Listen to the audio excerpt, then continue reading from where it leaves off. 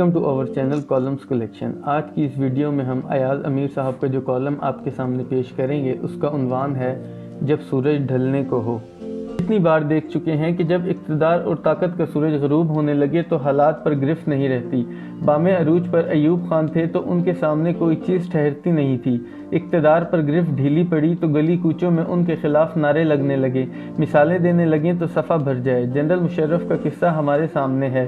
ताकतवर थे तो हर चीज़ मुट्ठी में थी, पाँव फिसला तो कदम फिसलते ही गए। आजकल की सूरत हाल भी कुछ ऐसे ही है। ताकत के सरचश्मों की हालत कभी ऐसी न थी। वो ज़माना भी था कि एक मुखालफाना लफ्ज़ की अदायगी मुश्किल होती। ज़बानें खुली हैं तो जिनको अपने अख्तियार और ताकत पर हमेशा नाज रहता था परेशान और लाचार नज़र आते हैं। सब कुछ पहले ही हिल चुका है, लेकिन एक वेबसाइट पर छपने वाली स्टोरी अपने असर के लिहाज से किसी ज़लज़ले से कम नहीं। स्टोरी फैली भी कुछ ऐसी है कि पूरा मुल्क उसकी लपेट में आ गया है। जो कसर रह गई थी वो जनाब इसहाक डार के इस ऐलान ने पूरी कर दी कि इस मामले में इंक्वायरी होगी और इंक्वायरी की रिपोर्ट 24 घंटे में आ जाएगी। जब वज़ीर ख़ज़ाना की तरफ से ऐसा ऐलान आए तो बड़ी खबर बनेगी और उसका फैलना भी फितरी अमर है। ISPR ने कुछ नहीं कहा, लेकिन जनाब डार की बज़ाहिर हमदर्दाना हरकत पर गालिब का वो मशहूर मिसरा सादिक आता है कि हुए तुम दोस्त जिसके दुश्मन उसका आसमां क्यों हो। नोट करने की बात यह भी है कि जनाब डार ने इंक्वायरी का तो कहा है, लेकिन ये कहने से इज्तनाब किया है कि ये रिपोर्ट झूठ और बहतान पर मबनी है। वाक़ई की टाइमिंग भी मुलाहिदा हो। गालबन 20 नवंबर या एक आध दिन पहले ये खबर बज़रिए सोशल मीडिया मंजर आम पर आई। आज 23 नवंबर है और अलविदा की घड़ियां करीब आ रही हैं। हमने देखा है कि आने वाले तुम तराक से आते हैं, जाने वालों के ऊपर अफसरदगी के बादल छा जाते हैं। इसकी क्लासिक मिसाल परवेज़ मुशर्रफ की अलविदाई तकरीब है।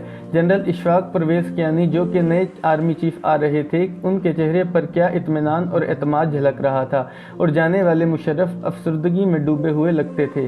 जनरल असलम बेग भी जब जा रहे थे तो यूँ लगता था उनके पर काट दिए गए हैं।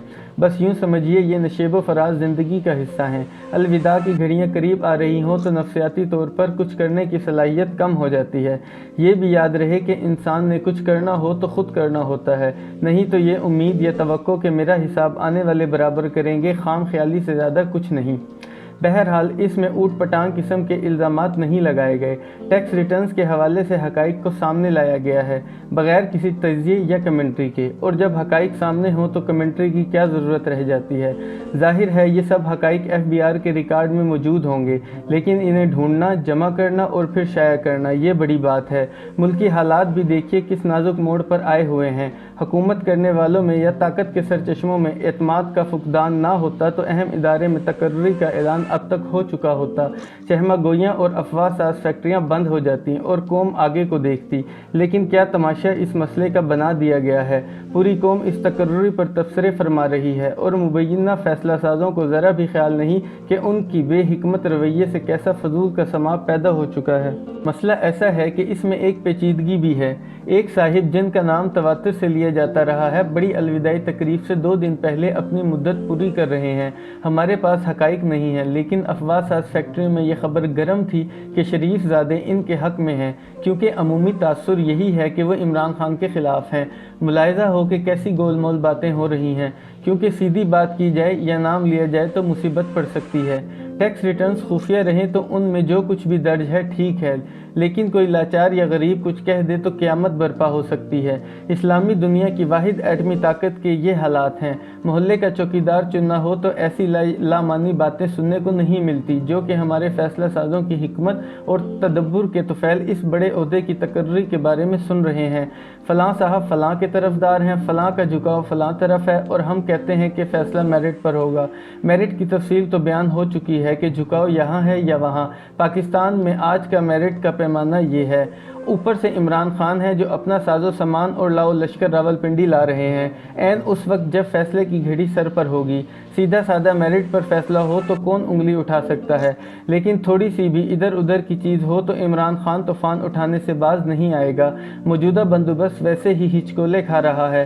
फिर ये आने वाले दिन और इस्लामाबाद में फैसला साज ऐसे जो अपने सायों से घबराते हैं। ये देखा जाएगा कि इस हुकूमत का सबसे मौसर हथियार जनाब राना सनाउल्लाह की बड़कें थी, और अब हैरानी का मकाम है कि बड़कें भी कदरें धीमी पड़ गई हैं। वज़ीर दिफा ख्वाजा आसिफ ने बड़कों का बीड़ा उठा लिया है, लेकिन खाली कौमी असम्बली में जितने भी वो गरजें, इस तकरीर आजमाई का क्या असर हो सकता है। हमारे दोस्त मेजर सईद अख्तर मलिक जो लॉरेंस कॉलेज के पढ़े हुए हैं और मेजर जनरल अख्तर हुसैन मलिक के बड़े बेटे हैं, उन्होंने अपनी एक सोशल मीडिया की तहरीर में 1971 के हालात की याद दिलाई है। ढाका पर हिंदुस्तानी फौज काबिज हो चुकी थी, ज़मीन पर हथियार डाल दिए गए थे, लेकिन जनरल याहिया उस मोड़ पर भी इक़्तिदार छोड़ने पर आमादा न थे। मगरबी पाकिस्तान में तमाम फौज बॉर्डर पर थी। एक री-0 डिवीज़न गुजरांवाला में थी, जिसमें ब्रिगेडियर FB अली एक कलीदी ओहदे पर तैनात थे। ब्रिगेडियर FB अली ने कर्नल अलीम अफरीदी और कर्नल आगा जावेद इकबाल को लेफ्टिनेंट जनरल गुल हसन के लिए एक पैगाम देकर भेजा। पैगाम इक़्तिदार छोड़ने का था और जनरल याहिया खान इक़्तिदार छोड़ने के लिए तैयार हो गए। कहने का मतलब ये कि एक वो वक्त था और हालात आज के भी कुछ अच्छे नहीं हैं।